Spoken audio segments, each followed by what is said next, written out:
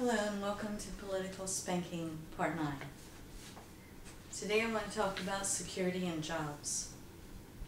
I firmly believe we need to secure our borders. Securing our borders will also create more jobs. The Bush administration increased border patrol agents from 11,000 to 17,500, creating 6,500 jobs, and I think we need to increase it by more. Because it's not just people seeking work that are crossing the borders illegally, but terrorists and drug cartels as well. Now, Mr. Obama says our borders are safe. Rick Perry says our borders are safe. We don't need to worry about that. But for the men and women living on both sides of the border, they very much say we need to worry about that. Currently, people on both sides worry about their safety in their own homes as drug cartels invade and plunder and kill at will.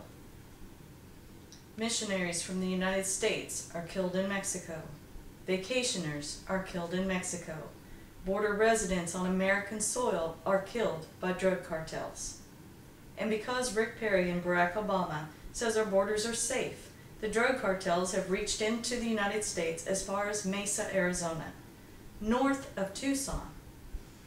They have lookouts living on the mountaintops, spotting for the drug cartels, telling them where illegals are, where the border patrol are.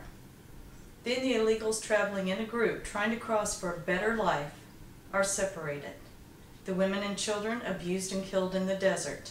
The men made to carry their drugs across the border, whereby they have to try to elude the border patrol. We need to secure our borders to protect both our citizens and those families seeking a better life. If the border was secure with only a few set points of entry, then at those points, illegals could apply for work visas and employment numbers, be fingerprinted and their photo taken. They would pay 10% of their earnings into a fund to cover health care expenses incurred over here. Employers could employ them legally, but minimum wage laws would still apply. There are just some jobs a lot of Americans choose not to accept, working out in the heat, for instance. The checkpoint system would allow us a better check on who is here and what their purpose is, as well as a photo to post if suspected of illegal activities. The Mexican people shouldn't have to risk their lives in order to make a living. To that end, we could help the Mexican government combat the drug cartels and aid in efforts to develop better economic opportunities for the people of Mexico at home. We need to reform the U.S. Citizenship and Immigration Services to handle legal immigration better. Securing our border is more vital now that terrorists use this convenient and undetectable way into the United States. And with Iraq and North Korea building nuclear weapons, it is imperative that we build up our military, not tear it down. China has been building up theirs for decades, and now even with our money. They already have more men in their military than we do. Their aircraft carriers and combat planes are much newer, some by 20 years or more. I'm for cutting waste from the defense budget. As a former avionics technician, I have seen so much waste that if we were to curtail that, we could afford to build up our missile defense and buy new and better planes and boats.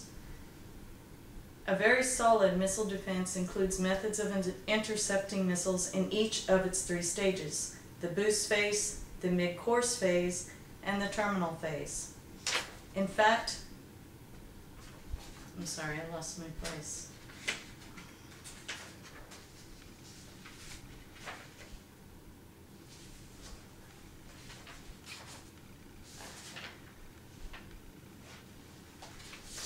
We need to commit 3% of the nation's defense budget to fully fund ballistic missile defense.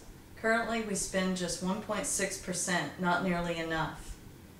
Expedite missile defense research, develop and testing. Deploy layered missile defenses as soon as possible. Pursue a space-based defensive component. Increase coordination efforts with the U.S. allies. The Obama administration has cut or reduced funding for 5 specific missile defense programs. Now, this could be financed by some of what's left from the stimulus package. After all, this would create jobs too. hundreds, if not thousands of them. Now let's talk about another way to create jobs: nuclear energy. People have been so scared by the 3 Mile Island accident that no new nuclear power plants have been built in over 30 years. France uses nuclear energy to supply 80% of its electricity because, unlike other forms of CO2-free electricity like wind and solar, nuclear energy can constantly provide large amounts of power. The technological and regulatory improvements made since 1979 and 3 Mile Island make it unlikely that that kind of accident could happen again. And despite the misinformation spread by anti-nuclear activists, the Nuclear Regulatory Commission has determined that the accident had negligible effects on the physical health of individuals and the environment. In fact, the average dose of radiation for the 2 million people in the area at the time was only 1 milligram. By comparison, a person getting a chest x-ray receives about 6 milligrams. 1 mammogram, 30 milligrams. And a person's normal radioactivity produced in a year, 40 milligrams. Each new power plant requires 2,000 people to build it and 500 or 600 people to operate it. This makes the future look much, much brighter to me. Another way our future can be brighter is to ratify free trade agreements with Colombia, Panama, and South Korea. The agreements with Colombia and Panama will result in significant new market access and lower tariffs for America's businesses and farmers. Most Colombian and Panamanian products already enter the U.S. duty-free under various preference programs, so any impact on U.S. jobs from imports from those countries has already occurred. Instead, these agreements will bring new economic opportunity for Americans' exports and the U.S. businesses that support them. Similarly, America stands to gain from expanding what is already a rich trade relationship through a free trade agreement with South Korea. And we've already talked in previous videos about lowering taxes as incentives to bring business back to America. But there's another, less talked about hindrance as well. Many high-tech employers are alarmed by the meager 65,000 H-1B visas each year for foreign workers in specialty occupation, with an additional 20,000 for individuals with a master's degree or higher. The ability of employers to hire skilled individuals from other countries allows for a better rounded workforce that helps to boost Americans' competitiveness. The hiring of highly skilled foreign workers allows American companies to expand in America instead of relocating abroad. Research shows that companies that hire highly skilled H-1B workers also create more jobs for American workers. Raising the H-1B cap to the 2001 quota of 195,000 visas will increase American competitiveness and create more jobs in America. Tongue-tied today, sorry. I stand behind this solution until such time as our educational system is fixed so that our students can replace the H-1B workers. But that will be addressed in another video. Please make comments about this video on my Facebook page under Catherine Lane, K-A-T-H-Y-E-R-N,